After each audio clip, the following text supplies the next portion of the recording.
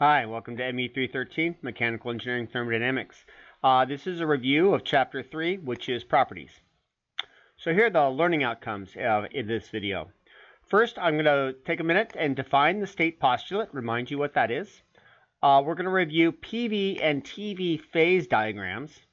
We're going to compare ideal with non-ideal phase behavior, and non-ideal is often called real as well. And then we're going to discuss when you can use ideal gas behavior. And then we'll quickly review using property tables. So first, let me just remind you what the state postulate said. This is out of chapter 1 or 2 of basic thermodynamics. It said the state of a simple compressible system is completely specified by two independent intensive variables, a fairly dry definition, but I like to think of this as the pair is all you need. And so remember, you've got this team of intensive variables in thermodynamics. They include pressure, temperature, volume, that's specific volume, so that's per mass, internal energy, U, enthalpy, H, and entropy, S. And then sometimes you can actually include X in there as well, where X is the quality. So when you have a mixture that's partially vapor and partially liquid, X works as well.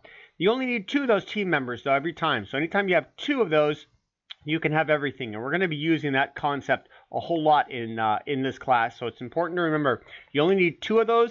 That means you can get all the rest. All right, so let's just quickly review phase diagrams. So remember, this is a 3-dimensional phase diagram for water. So we've got 3 variables we're showing over here. We've got pressure, we've got specific volume, and then we have temperature. This is any state of water can exist anywhere on this on the surface of here, but it's restricted to being on the surface. Because of the state postulate, we only need 2 of these variables. A lot of times we go ahead and we look at this from one of these 2 directions, and that results in these 2-dimensional phase diagrams. So like, for example, here I've got temperature and volume, and then this green line is showing essentially this green area from the right-hand side. And so what we have are saturated liquids on the left-hand side. We have saturated vapors on the right-hand side. Anything in between means we have a mixture. So those volumes that occur somewhere in between it means we've got a mixture of liquids and volumes. We have vapors over on the right-hand side. We have liquids over here. And we won't be dealing anything with the solid phase in this class. If we were to look at what's called an isobar, which is constant pressure, they look like these little dashed lines where we're going from the lower left to the upper right. Now, if we were to go ahead and look at a PV diagram, so let me go ahead and go to the PV diagram. Let me clear my my video here, my pen. So here's the PV diagram. And again, what we've got is all the saturated liquids on the left-hand side, saturated vapors on the right. It looks almost the exact same. Again, we've got vapors on the right, far right over here. The only difference is that the isotherms, which are constant temperature, are in the opposite direction. They go from the upper left down over here to the lower right. But otherwise, they look a lot alike. And so, depending on what kind of system we're looking at in this class, we'll often be using either PV diagrams or TV diagrams. We won't be doing pressure temperature diagrams really at all, except for a very, very short period near the middle of the semester in Chapter 12. All right, so let's just talk about ideal versus non-ideal behavior. A lot of times we talk about real gases as non-ideal, which isn't a great term because it makes it sound like ideal ones aren't real. But anyway, that's just kind of the terminology we have. So again, I've got this phase diagram. Remember, this could be, temperature or pressure, doesn't really matter, as a function of the volume. And so remember, we've got liquids over here on the left-hand side. So anything over here, that is not an ideal gas. No way at all.